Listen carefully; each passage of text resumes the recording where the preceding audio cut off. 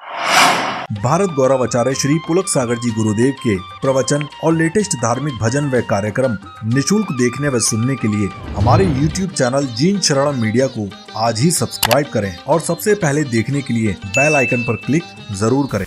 मैं हरिद्वार गया, गंगा त्रिवेणी घाट हरिद्वार की हर की पैड़ी, वहां पर प्रवचन हो गए।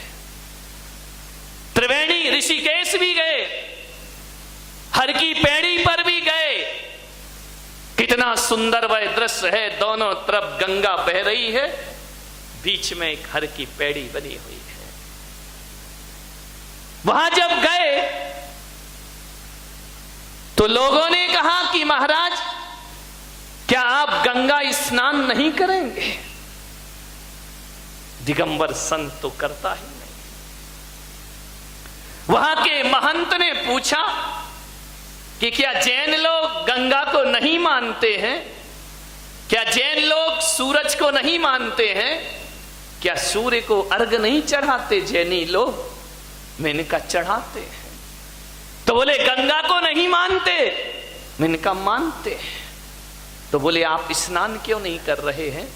आप सूर्य को अर्घ क्यों नहीं चढ़ा रहे? मैंने कहा इतना सामंजस्य रखो अपने बीच में। जैन भी सूर्य को मानता है, जैन भी गंगा को मानता है।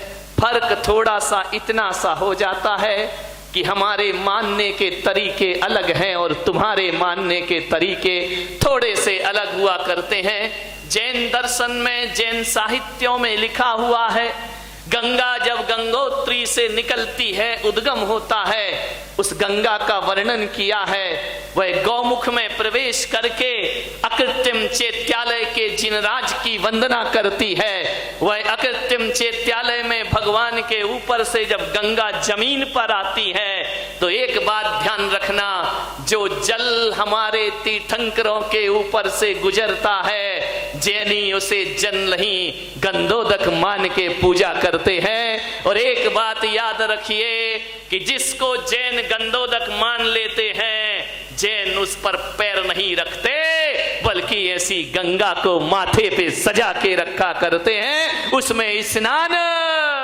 क्योंकि स्नान करेंगे तो गंगा में पैर पड़ेगा। हम गंगा को इतना महान मानते हैं कि उसे अपने सिर पर रख करके घूमा। उन्होंने कहा आप सूर्य को अर्घ नहीं चढ़ाते हैं? मैंने कहा चढ़ाते हैं।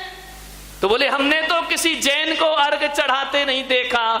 मैंने कहा हमारी स्टाइल अलग है, बस ध्यान रखें, स्टाइल का मामला है। सूर्य को तो हम भी अर्घ चढ़ाते। हमने कहा तुम क्या करते हो?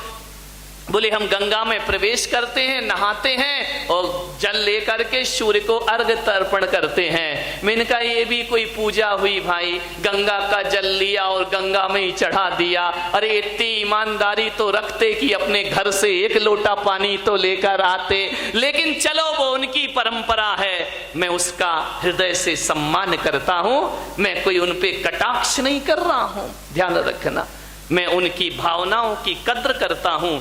लेकिन जैनों की जो भावनाएं हैं, जैन सूर्य में जिनेंद्र भगवान के दर्शन किया करता है और हम सूर्य से इतना सम्मान, इतनी पूजा, इतना बहुमान करते हैं कि जब हमारा सूर्य अस्त हो जाता है तो जैन खाना पीना छोड़ देते हैं। ये सूर्य की बहुत बड़ी वंदना हुआ करती है। और जब तक सूर्य नारायण नहीं आ जाते हैं तब तक जैन अपने मुख में भोजन नहीं। ये सूर्य की वंदना है, तरीके अलग अलग हैं, बात वही है, ध्यान रखिए।